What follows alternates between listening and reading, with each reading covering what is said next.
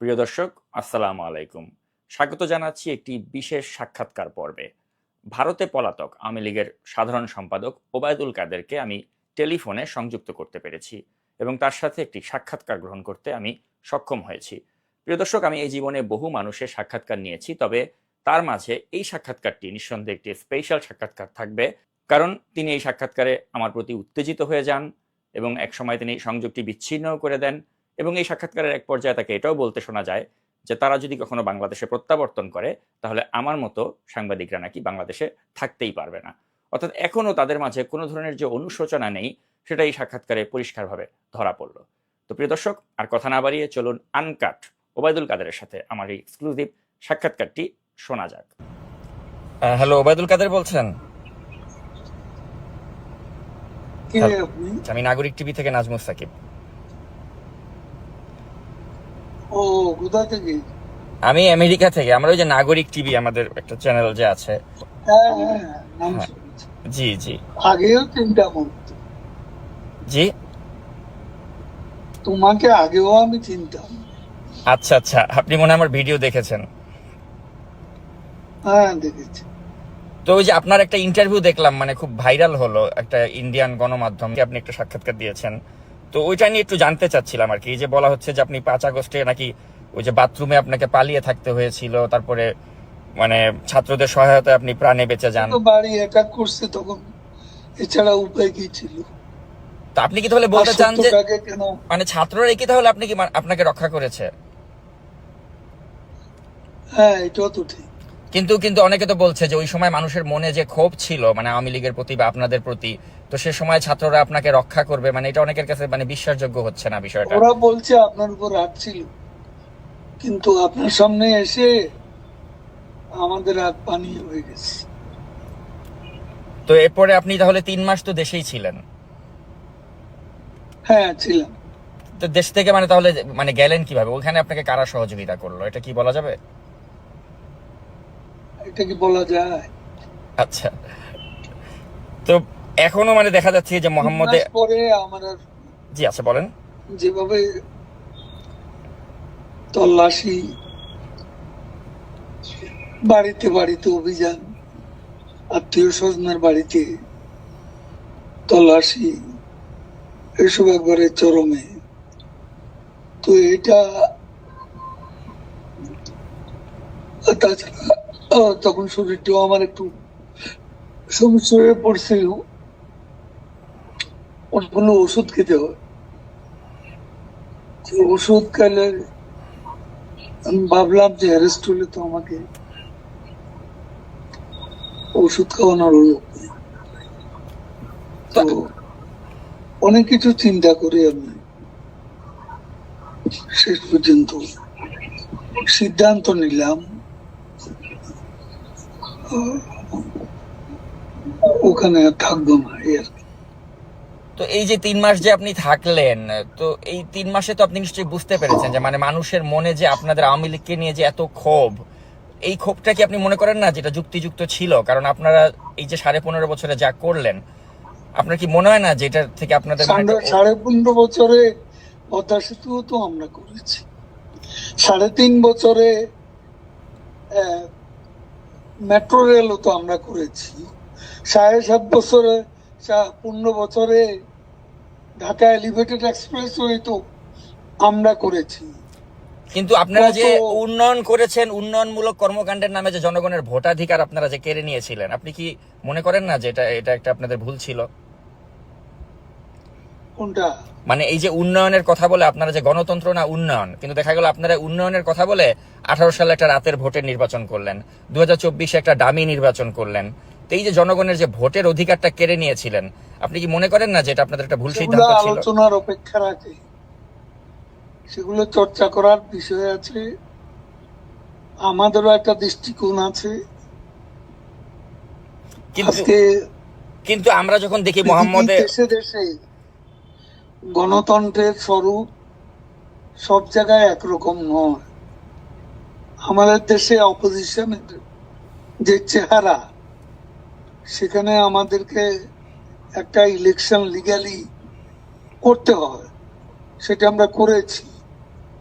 এটা কিন্তু উন্নয়নকেও আমরা দেশের মানুষ যা চায়। আজকে আপনি অপিনিয়ন পোল নেন, বেশিরভাগ লোক শেখ হাসিনা আবার আসুন, এবং শেখ হাসিনাকে আমরা চাই, এই কথা আজকে মানুষের মুখে। ইলেকশনটা হলে বুঝবেন, না কিন্তু এটা তো আপনি যেহেতু আওয়ামী লীগ করেন আপনি সেটা বলছেন, কিন্তু মানুষ পাবলিক শেখ হাসিনাকে বলবে। কিন্তু পাবলিক পারসেপশন হচ্ছে যে আপনি দেখেছেন যে শেখ হাসিনা যদি সত্যি মানে ওই সিচুয়েশন থাকতো না, দেশে থাকতেন, ওনাকে তো দেশ ছেড়ে পালিয়ে যেতে হয়েছে। তো এটা কি তার রাজনীতির জন্য একটা লজ্জাজনক অধ্যায় না? ন, আমি এটা মনে করি না।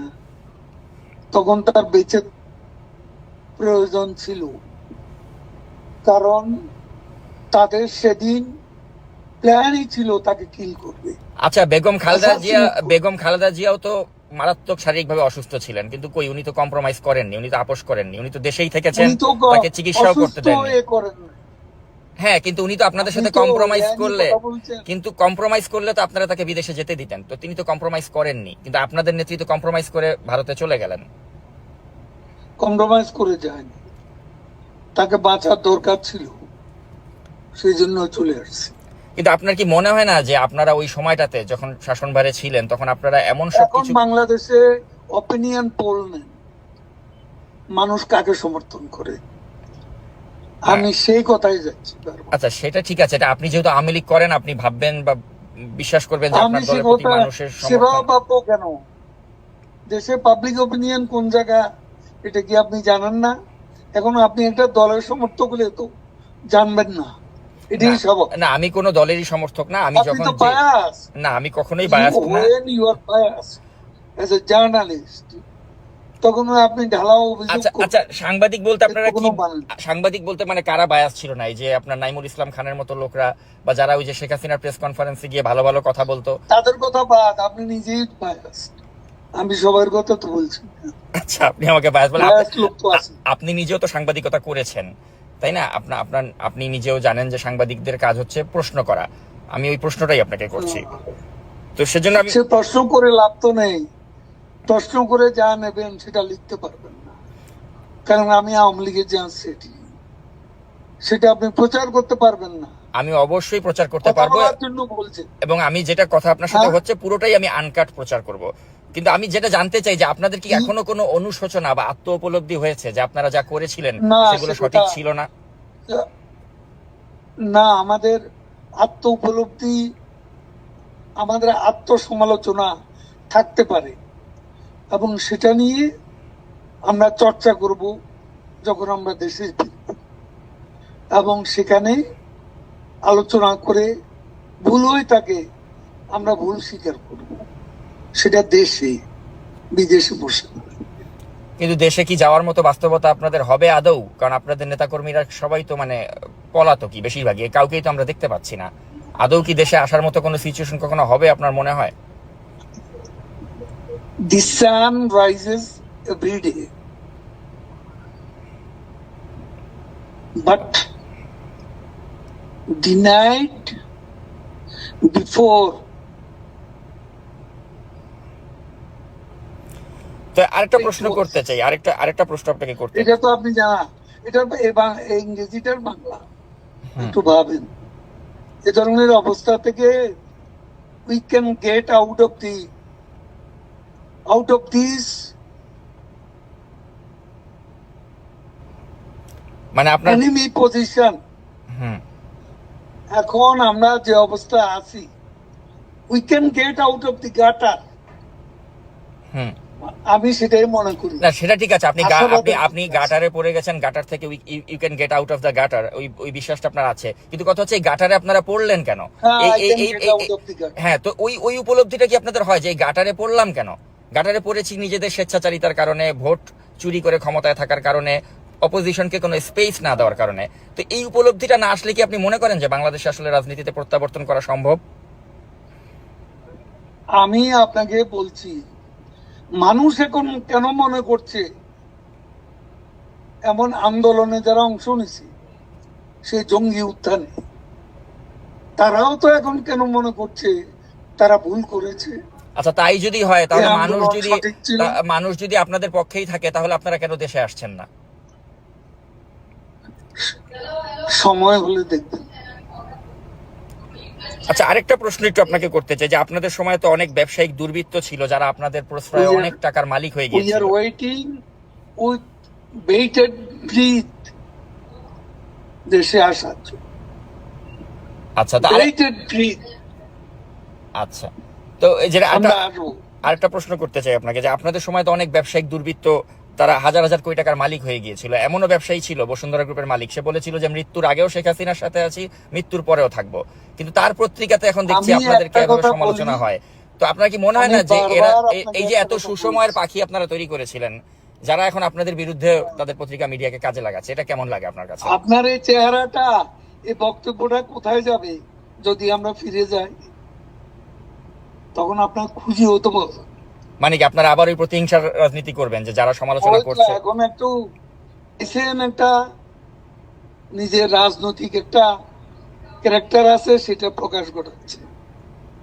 না, আমি সাংবাদিক হিসেবে আপনাকে জাস্ট প্রশ্ন করছি, আমি কিন্তু কোনো আমার you are not journalist, you are bias, partial journalist. আচ্ছা, তাহলে বায়াসড কে না ওই নাইমুল ইসলাম খানের মতো লোকরা? জার্নালিজমের একটা নিউট্রালিটি থাকে, এটা আচ্ছা। আপনার নাই। আপনি তো অ্যাটাক করতেছেন একটা পক্ষ হইয়া।